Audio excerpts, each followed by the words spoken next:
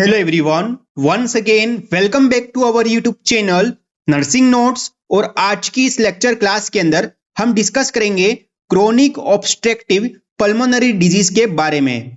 यह topic related है medical and surgical nursing subject से for BSc nursing students and GNM nursing students के लिए। क्रोनिक ऑब्स्ट्रक्टिव पल्मोनरी डिजीज एक प्रकार का रेस्पिरेटरी डिसऑर्डर होता है। तो इससे रिगार्डिंग आपके एक बड़ा क्वेश्चंस बनेगा 15 नंबर का, जिसमें इसकी definition, aetiology, risk factors, diagnostic test and management के बारे में आपके क्वेश्चंस बनता है। तो आज की इस लेक्चर क्लास के अंदर हम इसके बारे में कंप्लीट डिस्कस करने वाले हैं।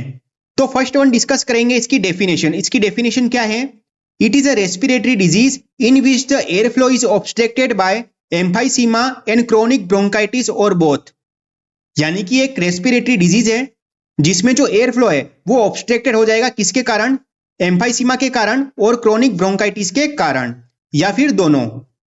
एम्फाइसीमा के कारण भी या फिर क्रोनिक ब्रोंकाइटिस के कारण भी जो एयर फ्लो है वो ऑब्स्ट्रक्टेड हो जाएगी, जिसके कारण chronic obstructive pulmonary disease developed होगी। नेक्स्ट वन है the air flow obstruction is usually progressive and irreversible and associated with airway hyper activity. यानी कि जो एयर फ्लो ऑब्स्ट्रक्शन हुआ है वो प्रोग्रेसिव एंड इरिवर्सिबल होता है, जो किसके कारण? एयरवे हाइपर एक्टिविटी के कारण हो सकता है। तो ये थी इसकी सिंपल डेफिनेशन।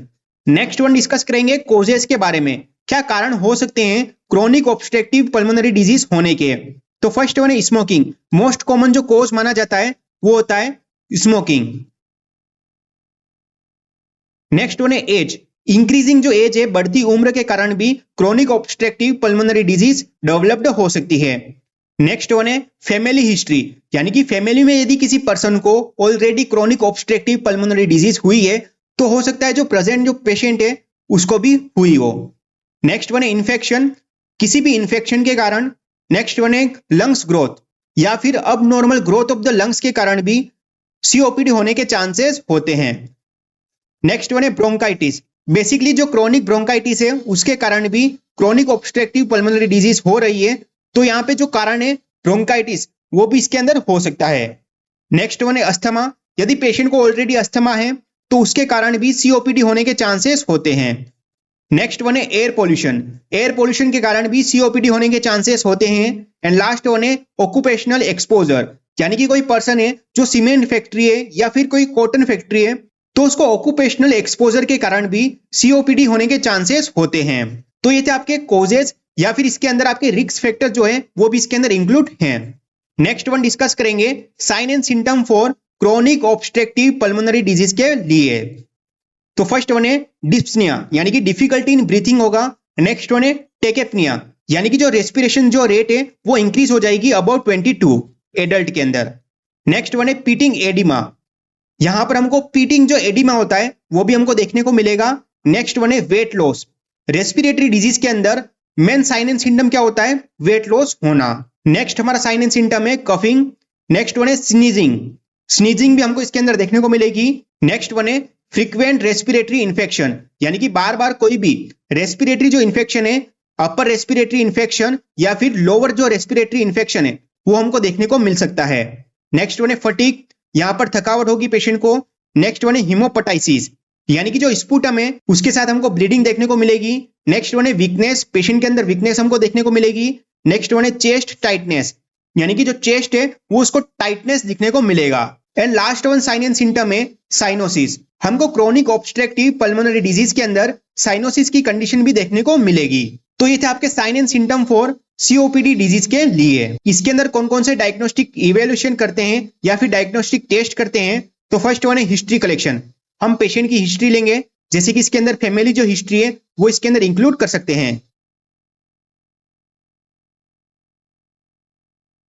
नेक्स्ट वन है फिजिकल एग्जामिनेशन। फिजिकल एग्जामिनेशन के अंदर इंस्पेक्शन, पाल्पेशन, परकशन और आस्कल्टेशन, ये चारों मेथड है फिजिकल एग्जामिनेशन के, वो हम इसके अंदर परफॉर्म करेंगे और हेड टू टो एग्जामिनेशन करेंगे। नेक्स्ट वन है third one spirometry test, the most important test for diagnosing COPD. यानी कि एक मोस्ट इंपोर्टेंट टेस्ट होता है जो कि सीओपीडी को डायग्नोस करता है, वो है हमारा स्पाइरोमेट्री टेस्ट। नेक्स्ट वन है एबीजी टेस्ट, यानी कि आर्टेरियल ब्लड जो गैस टेस्ट है वो हम इसके अंदर परफॉर्म करते हैं। नेक्स्ट वन है पल्स ऑक्सीमेट्री, जिसमें हमारा जो सेचुरेशन है SpO2 वो हम इसके अंदर देख सकते हैं। नेक्स्ट हमारा डायग्नोस्टिक टेस्ट है चेस्ट एक्सरे, इसमें चेस्ट एक्सरे भी करेंगे। नेक्स्ट वन है सीटी स्कैन एंड MRI, जरूरत पड़ने पर सीटी स्कैन या फिर MRI भी परफॉर्म करते हैं। एंड लास्ट वन है लंग्स फंक्शन टेस्ट, यानी कि LFT जो होता है लंग्स फंक्शन टेस्ट, वो हम इसके अंदर परफॉर्म करते हैं। तो ये हमारा डायग्नोस्टिक टेस्ट होता है for chronic obstructive pulmonary disease के लिए। नेक्स्ट वन है मेडिकल मैनेजमेंट। हमारा मेडिकल मैनेजमेंट क्या होगा? तो फर्स्ट वन है फार्माकोलॉजिकल मैनेजमेंट। फार्माकोलॉजिकल जो मैनेजमेंट है जिसके अंदर हम मेडिकेशन प्रोवाइड करते हैं, तो फर्स्ट वन है ब्रोंकियोडायलेटर ड्रग्स। हम इसमें ब्रोंकियोडायलेटर जो ड्रग्स है, जो ब्रोंकस है उसको डायलेट करने के लिए ड्रग देते हैं, वो हम इसके अंदर प्रोवाइड करते हैं। नेक्स्ट वन है second one anti inflammatory drug, यानी कि जो ब्रोंकाइटिस हुआ है उसके ट्रीटमेंट के लिए। नेक्स्ट वन है ओरल कॉर्टिकोस्टेरॉइड्स ड्रग, यानी कि हम इसके अंदर ओरल कॉर्टिकोस्टेरॉइड जो ड्रग्स है वो हम इसके अंदर प्रोवाइड करते हैं। एंड लास्ट वन है एंटीबायोटिक्स थेरेपी, हम इसमें एंटीबायोटिक जो थेरेपी है वो भी हम इसके अंदर प्रोवाइड करते हैं। तो ये था हमारा pharmacological management. Next one discuss करेंगे नॉन फार्माकोलॉजिकल मैनेजमेंट, जिसमें आपकी जो सर्जरी है वो भी इसके अंदर इंक्लूड होती है। तो फर्स्ट वन जो हमारा प्रोसीजर है वो है नेबुलाइजेशन। हम इसमें जो नेबुलाइजेशन प्रोसीजर है वो हम इसके अंदर परफॉर्म कर सकते हैं। नेक्स्ट हमारा मैनेजमेंट है इसके अंदर ऑक्सीजन थेरेपी। यदि पेशेंट का जो SpO2 है वो बिलो 95 आता है तो हम उसके अंदर ऑक्सीजन थेरेपी प्रोवाइड कर सकते हैं। नेक्स्ट वन है रिमूविंग ब्रोंकियल सिक्रेशन, इसमें जो ब्रोंकियल सिक्रेशन है उसको रिमूव कर सकते हैं।